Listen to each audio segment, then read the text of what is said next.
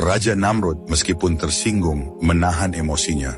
Dia tahu bahwa jika dia menunjukkan kelemahan, wibawanya sebagai Tuhan akan runtuh di depan rakyatnya. Maka dengan sombongnya dia menjawab, "Kau bilang Tuhanmu bisa menghidupkan dan mematikan? Aku juga bisa melakukannya." Nabi Ibrahim alaihissalam menantang Raja Namrud, "Buktikanlah jika kau memang bisa." Raja Namrud kemudian memerintahkan 2 orang prajuritnya untuk menangkap 2 laki-laki yang kebetulan melintas di luar istana. Di hadapan semua orang, Raja Namrud membunuh salah satu dari mereka dan membiarkan yang lainnya pergi sambil berkata dengan angkuh, "Lihat, aku membunuh satu dan membiarkan yang lain hidup. Aku juga bisa mematikan dan menghidupkan." Nabi Ibrahim menatap Raja Namrud dengan penuh keyakinan dan berkata, "Itu hanyalah tipu daya manusia. Kau tidak menghidupkan siapapun. Kau hanya membiarkan orang yang sudah hidup tetap hidup. Namun Allah Subhanahu wa Ta'ala, Tuhan yang sebenarnya, adalah yang menghidupkan dan mematikan dengan kuasanya." Melihat Raja Namrud masih bertahan dengan argumennya, Nabi Ibrahim memberikan tantangan lain yang tidak bisa dibantah. "Setiap hari Tuhanku Allah Subhanahu wa Ta'ala menerbitkan matahari dari timur dan menenggelamkannya di barat. Jika engkau benar-benar Tuhan, pindahkanlah matahari dari barat ke timur." Semua orang di aula itu terdiam. Raja Namrud tertegun, tak mampu membalas. Tantangan ini terlalu besar untuk diatasi, bahkan oleh seorang raja yang mengaku sebagai Tuhan. Allah berfirman dalam Al-Quran, bahwa orang kafir itu menjadi bungkam, tak bisa berkata apa-apa. Namun Raja Namrud yang angkuh tidak mau menunjukkan kelemahan di depan rakyatnya. Dia berteriak, "Tangkap orang ini dan penjarakan dia. Aku akan membunuhnya dengan cara yang paling menyakitkan, supaya tak ada lagi yang berani menentangku." Raja Namrud memanggil penasihat-penasihatnya untuk memutuskan hukuman apa yang paling kejam bagi Nabi Ibrahim. Mereka bermusyawarah dan akhirnya memutuskan bahwa cara paling menyakitkan untuk mati adalah dengan dibakar hidup-hidup. Raja Namrud setuju, namun dia tidak mau sekadar membuat api kecil. Dia ingin menunjukkan kekuatannya dengan membuat api yang besar setinggi istananya untuk membakar Nabi Ibrahim. Raja Namrud memerintahkan untuk membuat tumpukan kayu setinggi beberapa meter.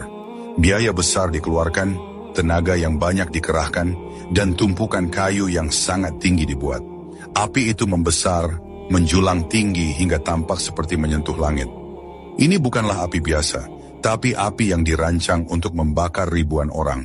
Namun kali ini, semua itu hanya untuk satu orang, yaitu Nabi Ibrahim alaihissalam.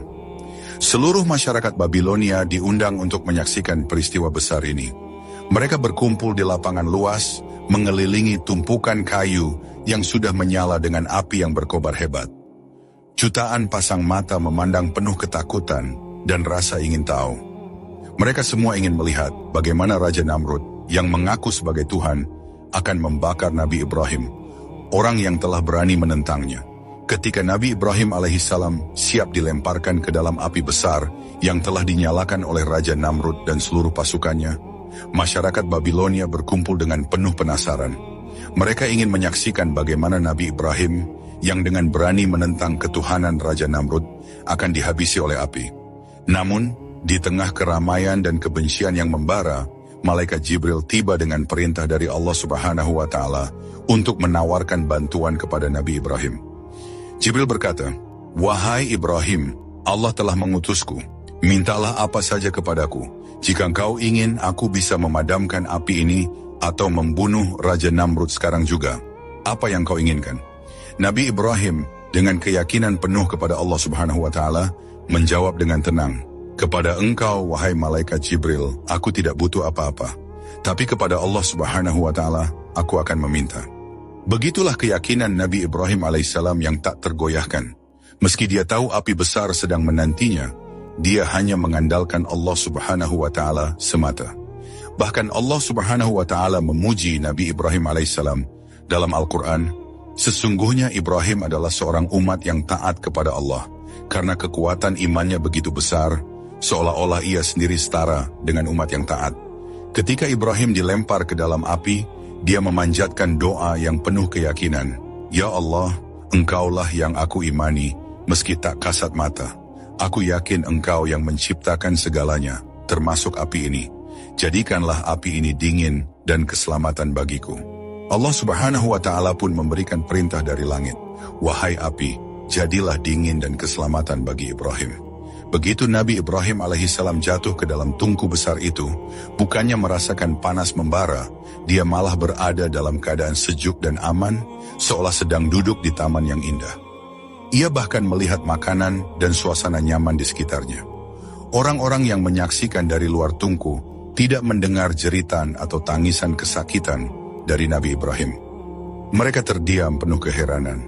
Raja Namrud yang penuh dendam berusaha menenangkan rakyatnya dengan berkata, Ibrahim sudah musnah, pertama terkena api dari kekuatanku. Namun Nabi Ibrahim masih bergerak di dalam api sesuai instruksi malaikat Jibril. Gerakan sederhana dari Nabi Ibrahim ini membuat Raja Namrud dan rakyat Babilonia terdiam. Tidak mungkin manusia sekuat apapun tidak menjerit atau terbakar habis di dalam api sebesar itu.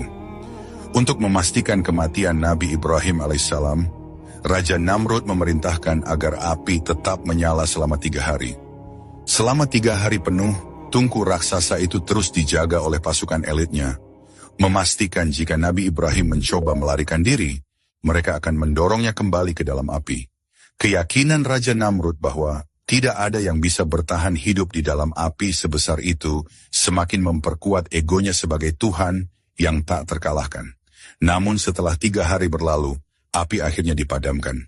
Raja Namrud memerintahkan seluruh rakyat Babilonia untuk berkumpul kembali, bersiap melihat debu Nabi Ibrahim yang dianggap sudah pasti musnah. Namun apa yang mereka saksikan benar-benar mengejutkan. Saat api padam, terlihat Nabi Ibrahim alaihissalam duduk dengan tenang di tengah-tengah bekas api yang telah padam. Tidak ada luka sedikit pun di tubuhnya, bahkan dia terlihat seperti sedang menikmati suasana taman yang damai.